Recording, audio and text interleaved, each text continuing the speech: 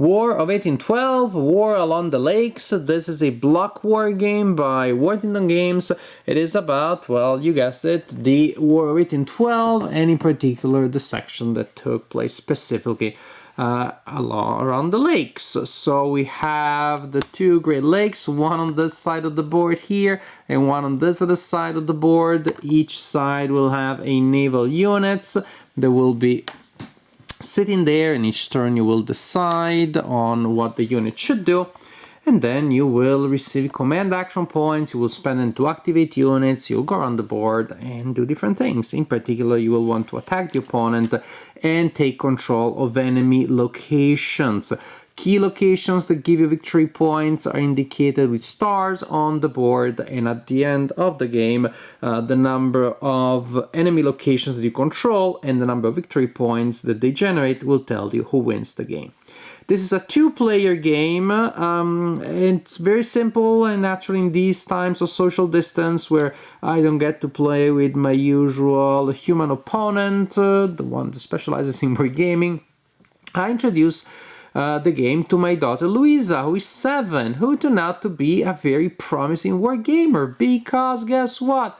She loves this game. So this is one of the first war games that she played. A couple of weeks ago we played the card war game The Longest Trench, which the publisher never thought could be marketed to kids, but at least it can be marketed to my kid because she loved it, and she could definitely play this game. Now she's 7. I understand that I train my daughters to play war games, or war games in general, that are more advanced than maybe most of the people do.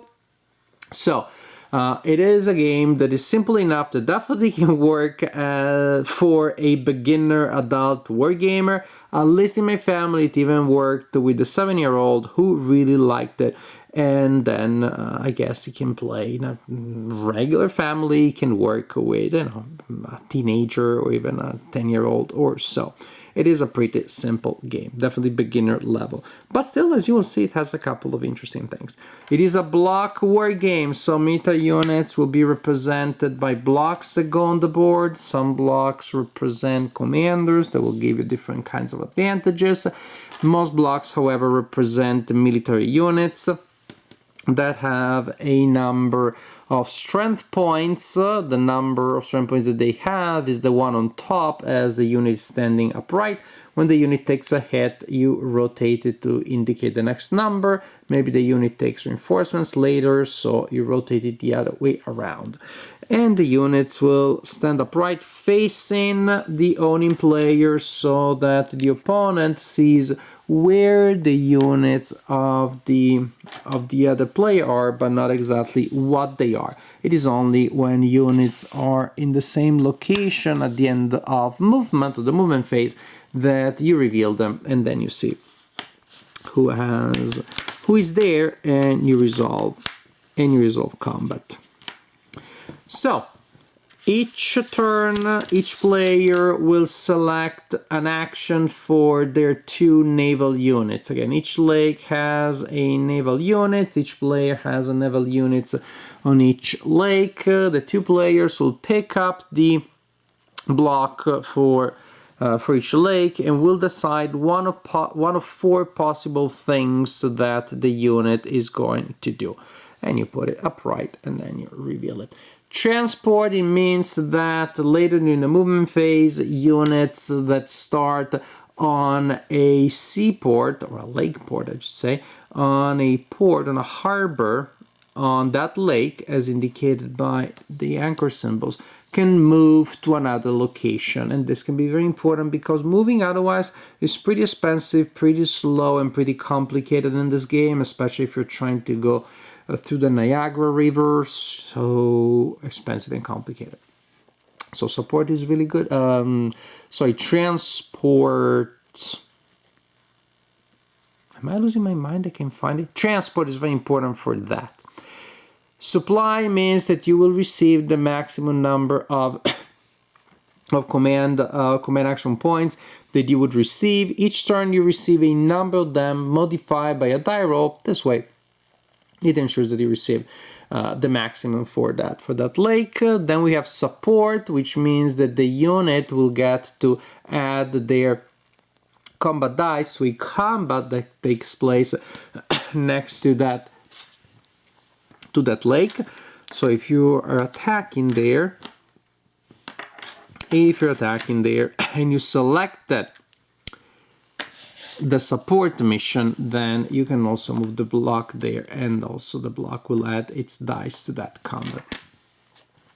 Finally, Intercept, which is the mission that you choose if you want to attack the naval squadron of the opponent, in which case if one or both players select Intercept, then you have a round of combat between the two ships. You roll dice a number of dice equal to the number indicated there. The single highest total wins the combat and removes the naval squadron on the opponent for the time being from the board. The naval squadron will return later, but you have intercepted them and disrupted their plans and prevented them, for example, from moving and launching a mega attack that you see coming, or from supporting a battle that you fear, and so on and so forth. So at the beginning of each turn, the players will select the mission for the squadron on the lakes. You reveal them, possibly to resolve combat, and then the main turn starts. We're starting with the first player. Players will spend command action points, and things are pretty easy. You spend command action points to move units. For a command action point, you can move a unit up to its full movement allowance, and you have a play rate that reminds you of how much units move.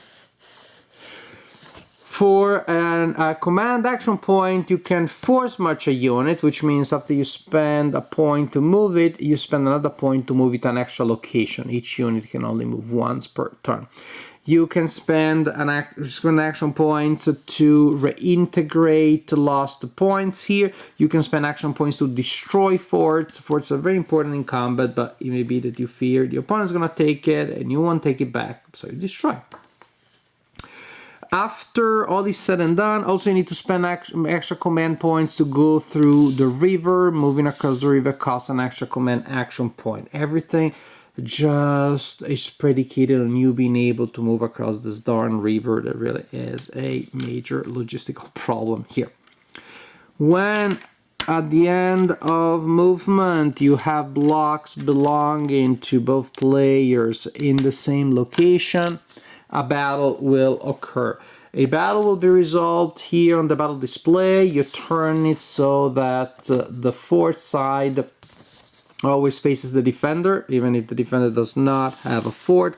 If they do, however, then there is a block for that. There is a garrison block that will pop out of thin air, will come out of thin air. It represents the intrinsic garrison of the fort, and so that you always have every time that you are defending in a fort. And I cannot find the one that I wanted to show you, but it doesn't matter, it's not that important. There you go, the garrison. So the garrison goes there.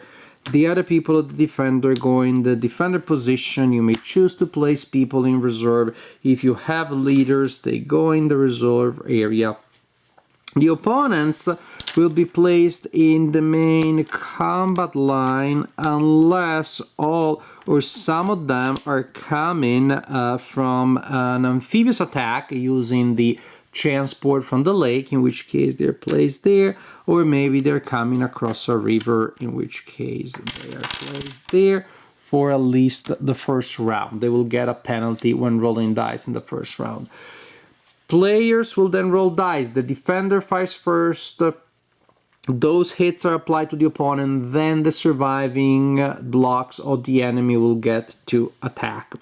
When you're firing, you roll a number of dice equal to the number indicated here. The mnemonic for me is that it's a square that indicates the number of dice. But seeing that on these blocks is a lot harder. Maybe now you can see it, but in the heat of gameplay, I sometimes don't remember which one is which, and I can't easily tell just by looking at. I rolled the number of dice indicated there that can be modified by circumstances such as the attack for the attacker, and voila!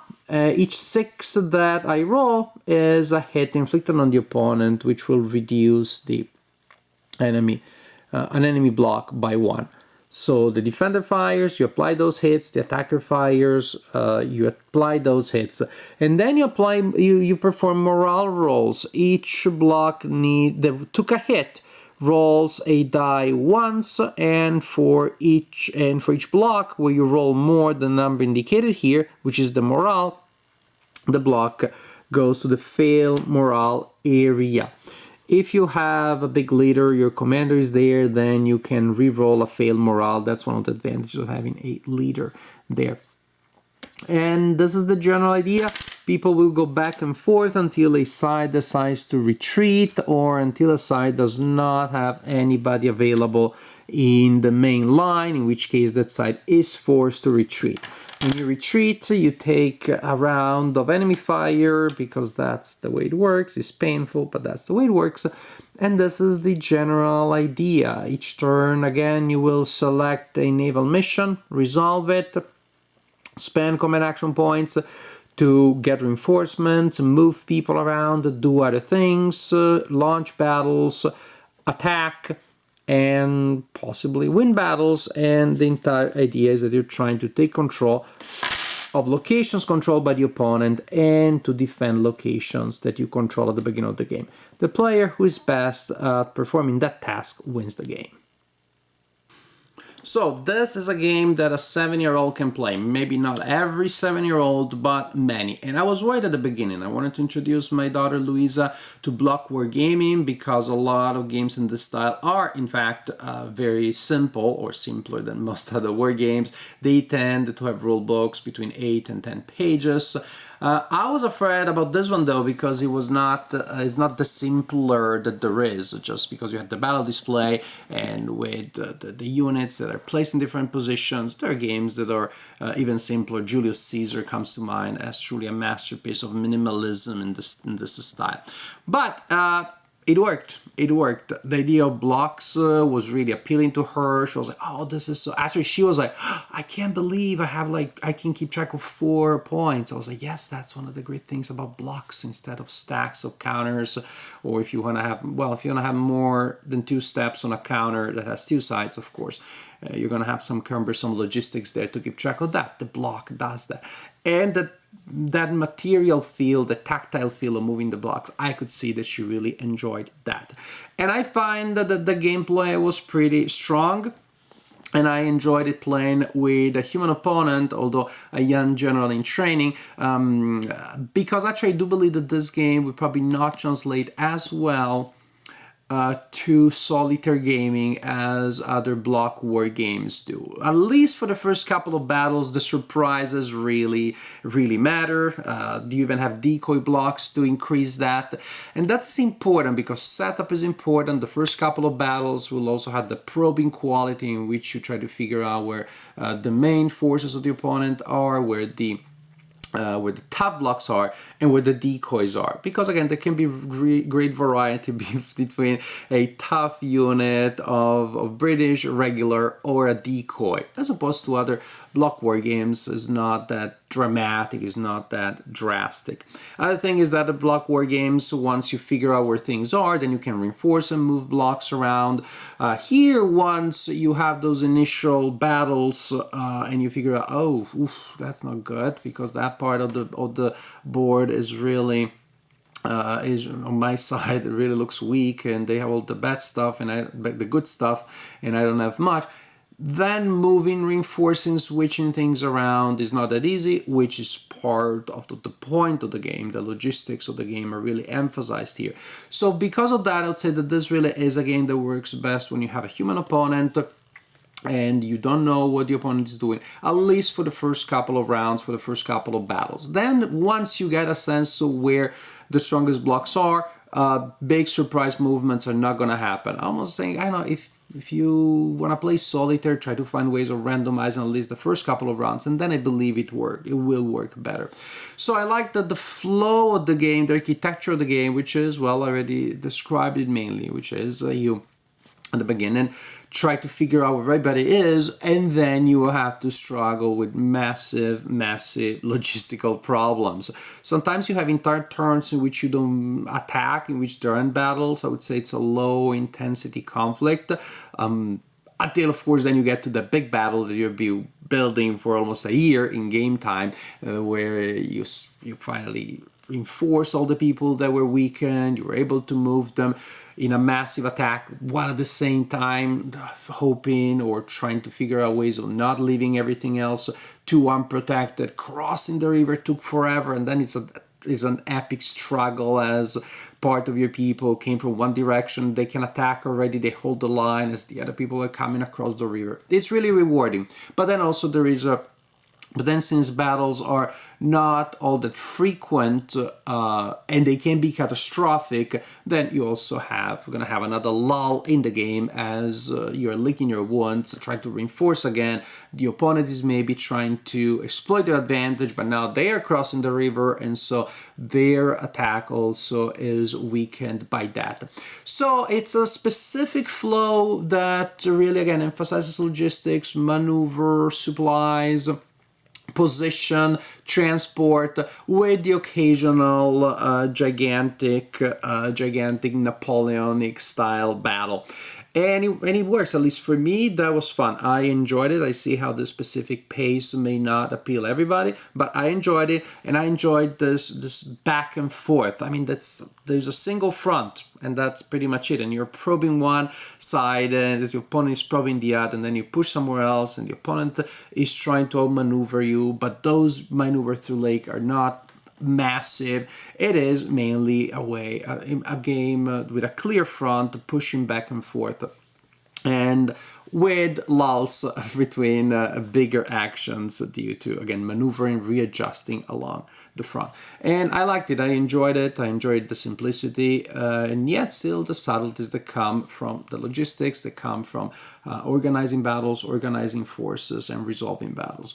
My daughter really enjoyed it also. Again, I cannot stress it enough. This is a game that you can play with your kids. The battles, she enjoyed the fact that the battles last multiple rounds, and you inflict a big hit, but then the opponent inflicts another big one. It looks like the opponent is on the verge of falling apart, but have a bad roll, and they don't. So that back and forth really creates nice tension and excitement. So, War Along the Lakes, a lot of logistics punctuated by intense and tense battles. I enjoyed it. I enjoy block games in general. I think this is a game that within the style is a strong offer. It uses the block element in a way that's very structural, really emphasizing the hidden information element. I don't know that I can recommend it all that strongly to everybody in the age of social distancing that we should all be practicing, because I don't want you to go out and play with your adult human opponent. There may be a vassal module, so that would work, but if you play the vassal module, also make sure that you acquire a physical copy, because that is the ethical thing to do. Otherwise, then the producers of games don't have the incentive to make more games, and we all suffer and cry. So, War 1812, War Along the Great Lakes. It's a good game. It's a very good game, actually. Solid, it's fun, it's a good implementation of block war gaming, and I definitely enjoyed playing it.